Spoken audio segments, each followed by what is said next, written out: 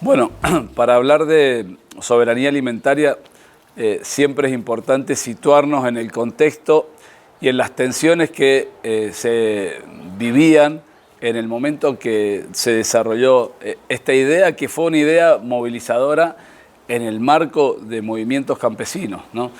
Y fundamentalmente tiene que ver con una situación que se dio en todo el mundo en el marco de la globalización, de la entrada con más fuerza de las corporaciones transnacionales en los sistemas agroalimentarios. Ese proceso que implicó el despojo de muchos agricultores, pequeños productores, campesinos de sus tierras y la dominación de parte de estas empresas, de parte del sistema del mercado de alimentos, tuvo como consecuencia el aumento exponencial del hambre en el mundo, en todos los continentes. Y por lo tanto, la idea, la propuesta de soberanía alimentaria surge como contraposición a esa situación.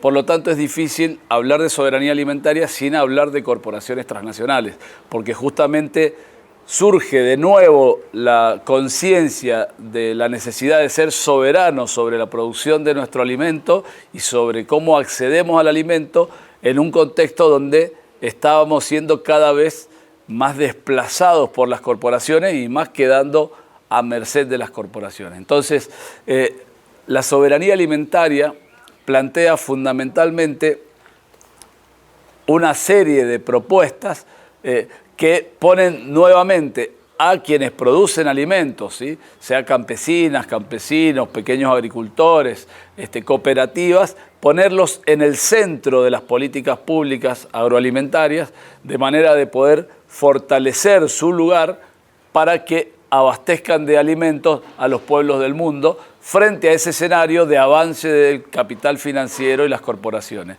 Y también, cuando hablamos de soberanía alimentaria, hablamos, además de poner en el centro a los productores de alimentos, poner en el centro a los pueblos, a los consumidores. De esta manera se está haciendo un llamado de atención a los estados de que deben establecer políticas públicas claramente diferenciadas para que el alimento vuelva a ser un derecho, porque desde la aparición del capital financiero en la agricultura, el alimento se fue convirtiendo en una mercancía, un objeto para cotizar en la timba financiera, para que los bancos y las empresas puedan ganar plata de manera financiera y no como justamente algo tan básico como satisfacer el hambre o satisfacer las necesidades nutricionales de un pueblo. Entonces, en una síntesis, en ese contexto de luchas, que es el contexto además donde va a nacer la Vía Campesina Internacional, que es una organización internacional que está presente en todos los continentes y que está conformada por organizaciones del campo, organizaciones campesinas,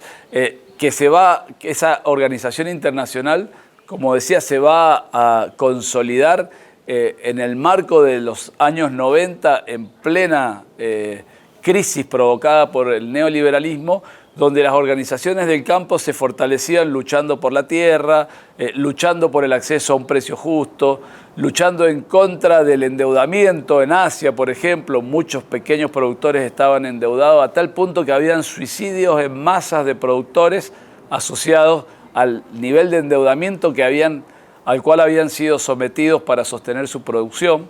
En el caso de un precio justo, como los pequeños productores europeos, digamos, que producían, tenían su tierra, tenían su tecnología, pero no tenía buen precio en el mercado sus productos. Entonces, toda esa suma de situaciones hicieron que surja un movimiento mundial y que ese movimiento mundial se plantee dar la discusión en las Naciones Unidas respecto a qué hacer con esta situación de la crisis alimentaria. Y es ahí donde, en contraposición de alguna manera a una idea que planteaban los estados, sobre todo los estados más imperialistas, ¿no? De decir, bueno, sí, tenemos hambre, por lo tanto nos vamos a poner una meta, esa meta es la seguridad alimentaria.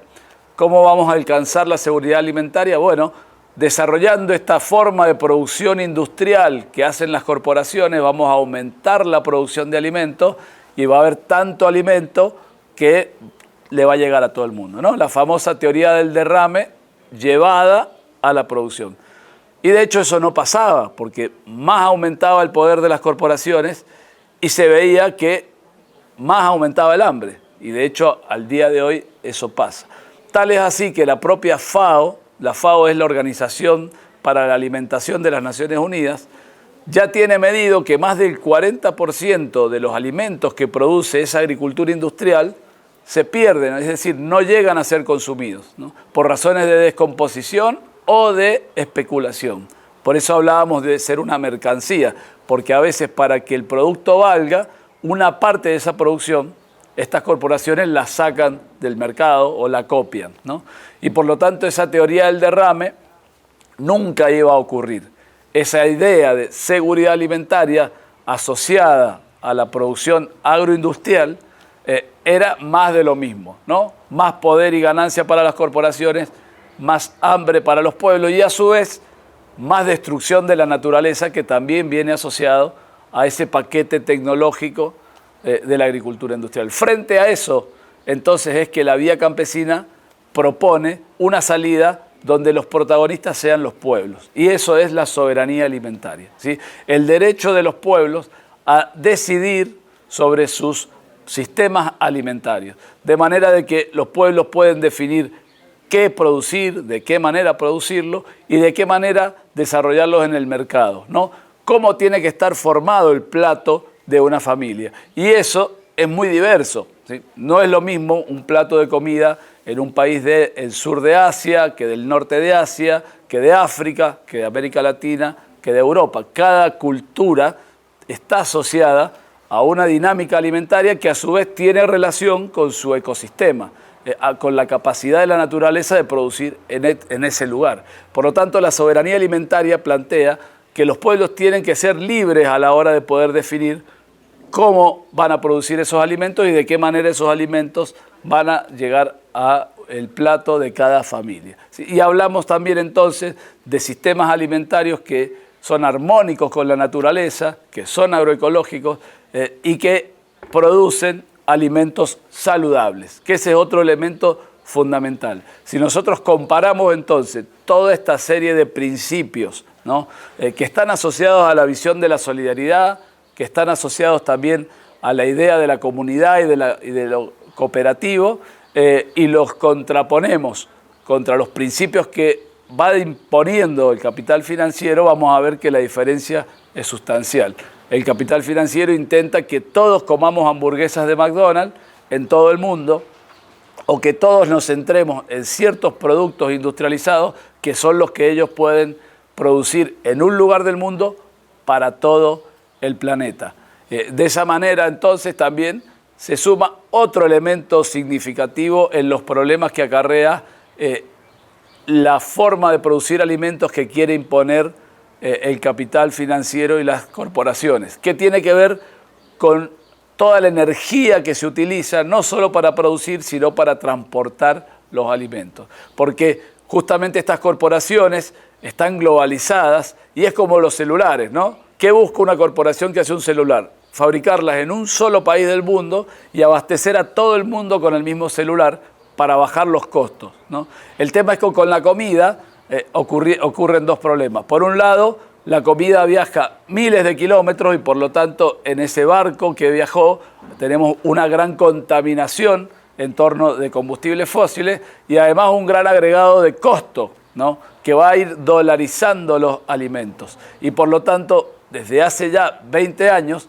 venimos sintiendo a nivel global una inflación a nivel del precio de los alimentos. Los alimentos cada año están más caros, ¿sí?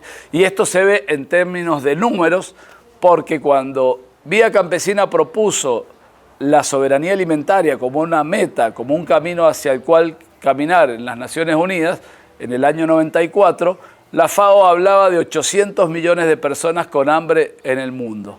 En el año 2022, la FAO, con su última medición, planteó que hay 2.400 millones de personas con hambre en el mundo. Es decir, a medida que se ha expandido este sistema corporativo de producción de alimentos, aumentan los hambrientos en el mundo. Y asociado también a este aumento significativo de los precios de los alimentos y de los insumos. Y quizás para redondear esta idea, finalmente quisiera subrayar la relación importante que hay entre la soberanía alimentaria como meta y la agroecología como herramienta técnica y tecnológica para alcanzar la soberanía alimentaria. La agricultura industrial, los agrotóxicos, la supertecnología y digitalización, que son elementos que producen estas corporaciones y que cuando nosotros los asumimos quedamos de alguna manera cautivos a un costo en dólares. Entonces un productor de Argentina o un productor de Tailandia, si asume ese paquete tecnológico, queda ya su producción dolarizada y por lo tanto todos los años va a tener que gastar una buena parte de sus ingresos en adquirir esos insumos.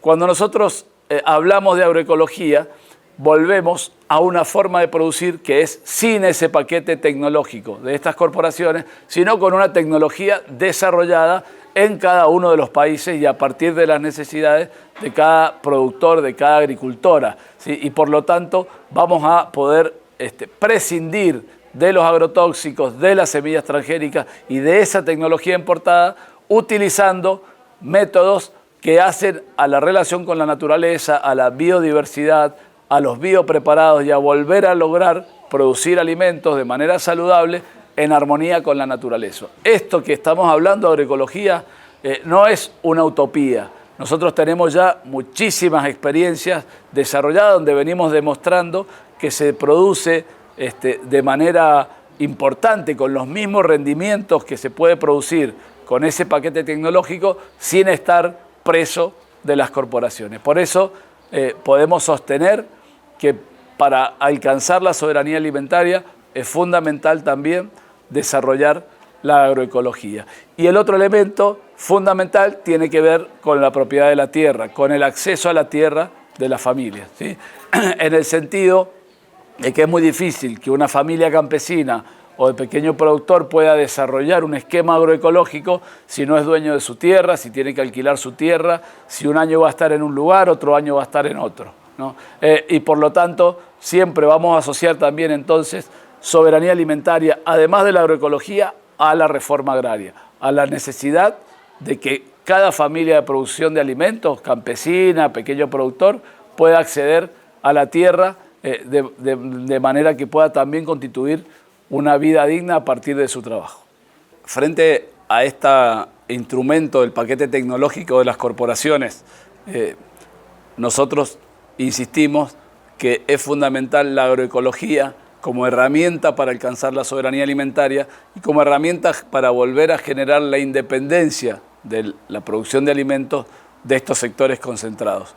De esa manera, la agroecología es la tecnología que nos permite desdolarizar el costo de la producción, porque la familia productora, la familia campesina, desarrolla la producción en armonía con la naturaleza a partir de la biodiversidad, a partir de las semillas adaptadas localmente, donde de generación en generación de los productores, incluso con acompañamiento de sectores científicos en torno a una visión de la semilla libre y no cautiva de las corporaciones, desarrollamos sistemas de producción que no están bajo la órbita de los insumos de agrotóxicos en uso intensivo, no necesitamos esa digitalización también que es importada y por lo tanto volvemos a poder producir alimentos con nuestro conocimiento y con nuestra tecnología local. Y eso justamente es una cuestión central para la soberanía alimentaria.